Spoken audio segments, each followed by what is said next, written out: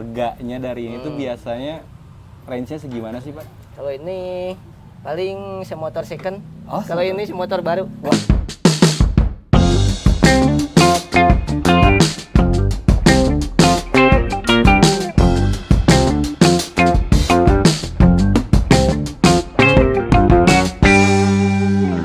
Ya, assalamualaikum sahabat Sikons. Kali ini kita sudah bersama Bapak Ridwan dan juga perkenalkan dulu saya Raden Rehan sebagai host di sini juga. Saya Ridwan sebagai surveyor. Nah, udah ketebak kan kita bakal bahas apaan kali ini. Jadi di hari ini tuh kita bakal tanya-tanya tugas dan fungsi utama dari surveyor. Dan juga di sebelah Pak Ridwan ini sudah ada barang-barangnya yang biasa dibawa ke lapangan. Nanti kita bakal tanya-tanya juga. Nah, Pak Ridwan, saya mau tanya dulu dong. Ya. Yang pertama nih ya, tugas dan fungsi utama dari seorang surveyor kalau lagi di lapangan tuh apa sih? Tugas utamanya yaitu mengukur aktual lahan, terus levelan buat bangunan, dan sekuen buat bangunan. Oh, jadi ternyata kalau di lapangan tuh emang surveyor tuh awal-awal ya datangnya? Ya, dari awal. Biasanya berapa orang sih Pak kalau datang kayak gitu? Biasanya saya punya tim 2 orang. 2 orang. Itu tuh cukup tapi untuk lahan sebesar itu? Cukup. Kalau untuk rumah tuh emang paling 2 orang gitu ya? Ya, Berbeda kalau misalnya surveyor untuk bangunan-bangunan besar mungkin ya Pak ya? Ya. Nah, yang pertama kalau pas lagi di lapangan itu kita tuh nge-markingnya tuh dari belakang atau dari Biasanya depan dulu? dari depan, Pak. Oh, dari depan dulu. Nah, gimana tuh Pak kalau dari depan kita bisa ngelihatnya tuh dari mana? Dari sudut bangunannya. Dari sudut bangunannya. Biar- Kalau misalnya ada si markingannya agak belok gitu, itu kelihatan nggak sih kalau misalnya? Kelihatan, pasti kelihatan. Kelihatan Pak. nggak? Karena kita kan pakai ini ya. Ya, pakai alat. Nah, kalau misalnya nggak pakai alat nggak kelihatan nggak? Biasanya kalau nggak terlalu banyak nggak kelihatan sih. Kalau nggak pakai alat tuh nggak kelihatan. Nggak. Tapi pernah nggak Pak, pas Bapak nge-marking alatnya tuh terbatas gitu? Pernah sih. Pernah. Bisa diceritain nggak Pak kayak gimana itu? Misalkan di lapangannya masih apa ya? Masih berantakan gitu, belum clear, pasti terbatas sih. Jadi emang kita tuh pas lagi di lapangan itu emang tergantung situasi dan kondisi Ya. lapangan juga ya. Iya, Pak. Kalau misalnya lahannya Udah clear, enak. clear itu ya ada enak. Kecuali kalau misalnya masih ada apa kayak Pohon-pohon. pohon-pohon gitu itu agak Susah. tricky ya. Nah, kalau surveyor itu lebih enak. Saya pernah ngedengar sih dari teman-teman surveyor lainnya ya. Bener nggak sih kalau surveyor itu lebih enak kalau misalnya kita nge-marking malam-malam? Lebih enak siang sih kalau Lebih saya. enak sih. Wah, berarti itu salah ya. Kecuali kalau mungkin di dalam kali ya. Ya. Kalau udah masuk ke Finishing, tahap finishing, baru enaknya Enak malam. malam. Oh, kebalik berarti itu saya dengernya. Oke. Informasi baru itu dari Bapak Ridwan. Nah, Pak, saya pengen tahu juga dong itu di sebelah Bapak Ya. ada apa sih, Pak? Boleh. Sebelah saya ini yang ini namanya DT Digital Theodolit. Fungsinya buat mengukur aktual lapangan sama sikuan bangunan agar nyiku. Yang ini level buat elevasi bangunan biar nggak miring. Saya boleh lihat nggak Pak yang itu, Pak? Boleh. Oh, ini tuh kalau yang di lapangan suka ada yang di tinggi yang gini gitu ya. Ya. Nah, ini bisa ngelihat berapa meter sih, Pak? Lumayan sih jauh. 1 kilo kelihatan nggak? Kelihatan. Ah, 1 kilo? Masih kelihatan. Kelihatan juga? Iya. Oh, 1 kilo kelihatan ya? Ini buat verticality bisa. Oh, beda lagi bisa. Oh, bisa di ini nggak sih Pak? Bisa dideskripsikan nggak sih cara kerjanya gimana? Kalau Bisa. misal- Yang pertama tim surveyor lakukan di lapangan untuk menyeting alat adalah memencet tombol power. Yang kedua, setting nipon supaya masuk. Yang ketiga, backset. Backset itu buat set alat biar siku.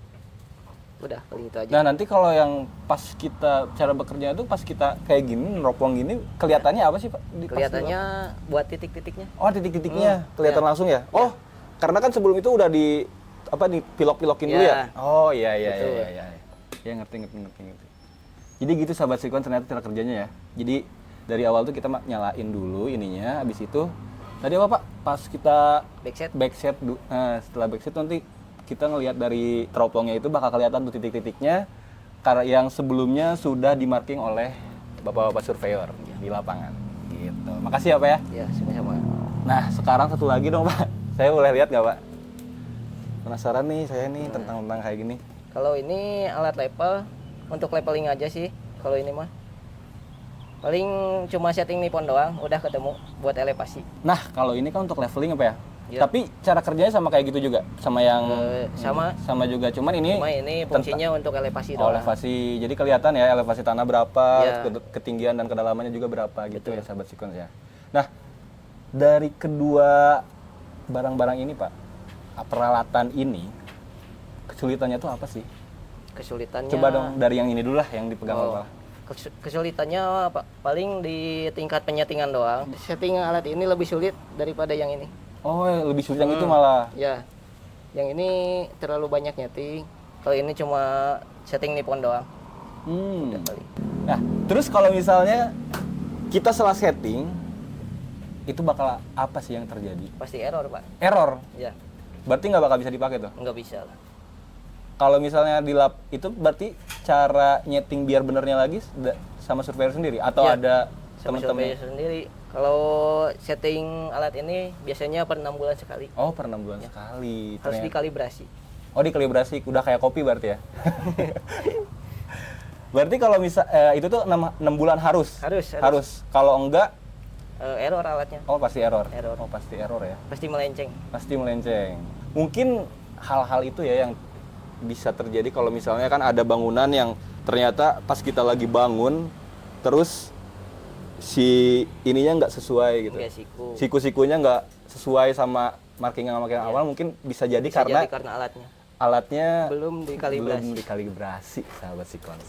Ya, gitu ya Pak ya. Iya, Pak. Nah, selain itu Pak, ada nggak sih hal-hal lain yang kayak barang-barang itu susah gitu buat nyeting-nyetingnya gitu? Ada nggak sih? Atau misalnya ada selain ini tuh ada apa lagi sih Pak kalau di surveyor? Selain Ini dulu peralatannya? ya. Alat ini dulu nggak boleh lembab, Pak. Oh, nggak lembab. Ya.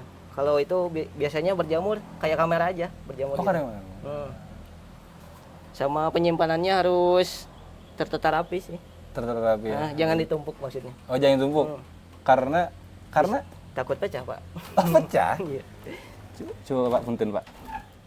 Tapi Pak, saya lihat-lihat ya, biasanya peralatan kayak gini agak lumayan ya. Iya. Ini kalau untuk, ini sorry apa ya sananya ya, karena kan saya pengen tahu juga, mungkin nanti teman-teman lain juga kan pengen tahu ya tentang harganya dari ini tuh biasanya range-nya segimana sih Pak?